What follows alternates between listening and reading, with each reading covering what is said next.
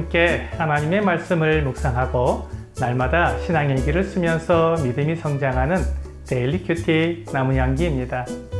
오늘은 창세기 29장부터 33장까지의 배경과 핵심을 살펴보겠습니다. 29장은 야곱이 밧단 아람으로 가서 외삼촌 라반과 함께 살게 된 내용으로 되어 있습니다. 하나님께서 야곱과 베델에서 약속하신 대로 그를 밧단 아람까지 안전하게 인도해 주셨습니다. 고대 시대에 먼 길을 여행하는 것은 매우 위험했지만 하나님께서 야곱을 보호해 주셨고 또 바른 길로 인도해 주셔서 우물에서 라반의 딸 라헬을 만나게 되었습니다. 라반과 함께 살게 된 야곱은 7년 동안 라반의 일을 돕기로 했고 그 품삯으로 둘째 딸 라헬을 아내로 달라고 했습니다. 라반은 흔쾌히 승낙하고 야곱과 함께 지내게 되었습니다. 7년이 지나 야곱이 라헬과 결혼하게 되었는데 라반은 라헬 대신 언니 레아를 야곱에게 주었습니다. 다음날 아침 신부가 바뀐 것을 알게 된 야곱이 라반에게 가서 말하자 라반은 라헬도 아내로 줄 테니 7년을 더 일하라고 했습니다. 이렇게 야곱은 라헬을 아내로 얻기 위해 14년을 일하게 되었습니다. 그동안 야곱에게 아이가 태어났습니다. 야곱이 사랑하는 라헬은 아이를 낳지 못했고 레아가 아이들을 낳았습니다. 레아가 루벤, 시므온, 레위, 유다 이 여러 아들을 낳아 주었지만 야곱은 레아보다 라헬을 더 사랑했습니다.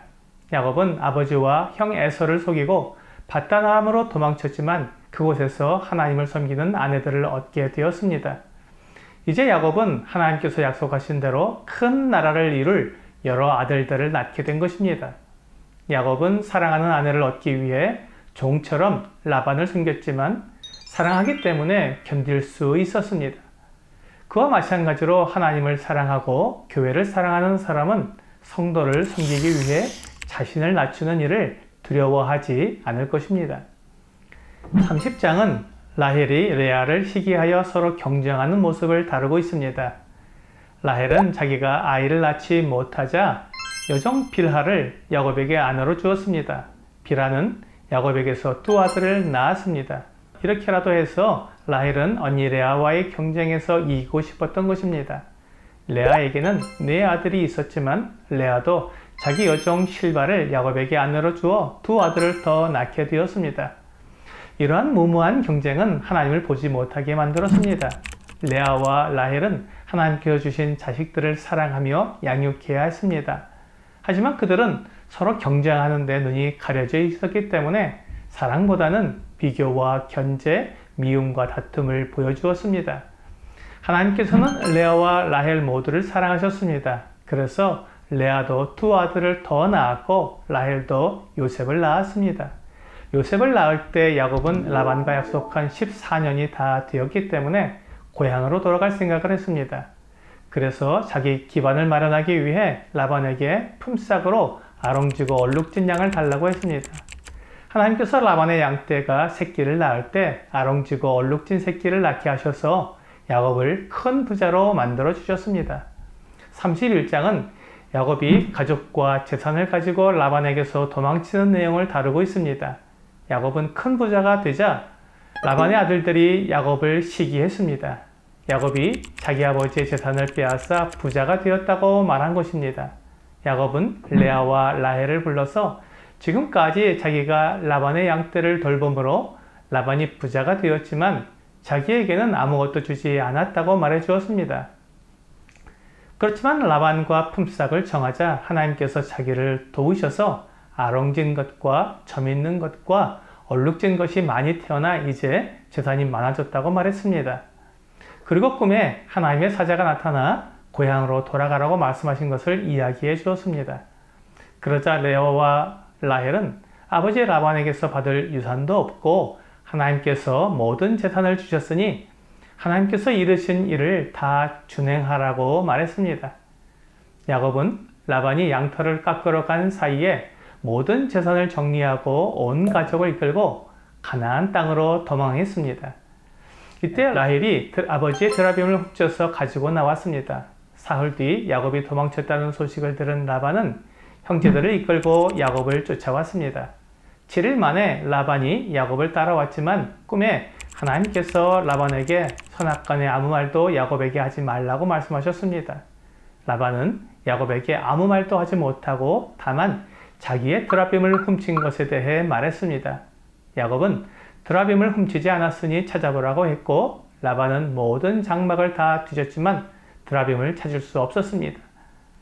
야곱은 라반에게 화를 내면서 그가 지금까지 라반의 양떼를 돌보기 위해 얼마나 수고했는지, 그렇지만 라반이 자기에게 얼마나 품삯을 주지 않으려고 했는지를 다 말했습니다. 야곱은 이제 하나님께서 자기에게 주신 모든 것을 가지고 고향으로 돌아간다고 말했습니다. 그러자 라반은 돌을 쌓아 경계를 만들어 놓고 야곱과 언약을 맺었습니다. 그 경계를 넘어서 서로를 해치지 말자고 약속한 것입니다. 32장은 라반과 헤어진 야곱이 가나안 땅의 경계에 이르자 형 에서에게 사람을 보낸 내용을 다루고 있습니다. 하나님의 보호를 받은 야곱은 라반과 무사히 헤어질 수 있었습니다. 이제 그는 가장 큰 장애물인 에서와의 만남을 앞두고 있었습니다. 야곱은 에서에게 사람을 보내 자기가 밧단 아람에서 돌아왔다는 것을 알렸습니다. 그런데 야곱의 소식을 들은 에서가 400명을 이끌고 야곱에게로 왔습니다. 에서가 야곱을 반갑게 맞이하려고 오는 것인지 야곱을 공격하기 위해 오는 것인지 야곱은 알 수가 없었습니다. 에서가 오는 것을 두려워한 야곱은 재산을 둘로 나눴습니다. 그래서 만일 에서가 한 떼를 치면 나머지 한 떼는 피할 수 있게 한 것입니다.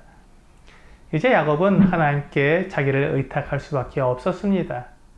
야곱은 하나님께서 자기를 보호해 주시고 복을 주셔서 재산도 많게 해주신 것에 감사드렸으며 또한 이제 고향으로 돌아가라고 하셔서 고향으로 돌아왔는데 에서가 사람들을 이끌고 온다니 두렵고 겁이 난다고 솔직하게 기도하면서 에서의 손에서 건져달라고 간절히 구했습니다. 그리고는 에서에게 줄 예물을 준비해서 앞서 보냈습니다. 야곱은 종과 가족과 가축 모두를 야복나루에서 건너게 한 후에 자신은 남아서 밤새 어떤 사람과 씨름을 했습니다. 새벽이 되자 그 사람이 야곱에게 자기를 놓아달라고 했습니다. 야곱은 자기를 축복하지 않으면 보내지 않겠다고 끝까지 잡고 있었습니다. 그 사람은 야곱에게 이제 야곱이라고 하지 말고 이스라엘이라고 하라고 이름을 바꿔주고는 야곱을 축복해 주었습니다. 야곱은 씨름할 때 허벅지 관절을 다쳤기 때문에 걸을 때 절었습니다. 33장은 야곱과 에서가 만나는 장면을 다루고 있습니다. 에서는 야곱이 있는 곳으로 400명을 이끌고 왔습니다. 야곱은 형 에서의 마음을 알지 못했기 때문에 최대한 에서의 마음을 좋게 하기 위해서 예의를 갖추고 있습니다. 야곱은 먼저 비라와 실바 그리고 그들의 아들들을 세웠고 그 뒤에 레아와 그의 아들들을 세웠습니다. 그리고 그 뒤에 라헬과 요셉을 세우고 그들 앞에서 에서에게 나아가는데 7번 절하며 에서에게 나아갔습니다. 에서는 야곱에게 오는 도중 많은 가축들을 만났는데 그것이 무엇이냐고 물었습니다. 야곱은 그것들은 자기가 에서에게 주는 선물이라고 말했습니다. 에서는 거절했지만 야곱은 끝까지 선물을 주면서 에서의 마음을 부드럽게 했습니다. 이제 야곱과 에서는 오랜만에 만난 형제로서의 우애를 나누었습니다.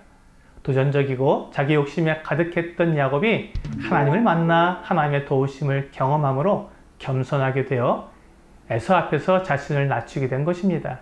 이것이 에서가 야곱을 형제로 대할 수 있었던 비결입니다. 창세기 29장부터 33장에 나타난 야곱의 생애를 통해 배우게 되는 것은 하나님께서 야곱과 함께 하시며 그를 인도하시고 보호해 주셨다는 것입니다. 야곱이 그 하나님을 경험했을 때 그는 하나님을 신뢰하며 사랑하는 사람이 되었습니다. 하나님을 온전히 믿고 사랑하는 사람은 하나님을 경험한 사람입니다.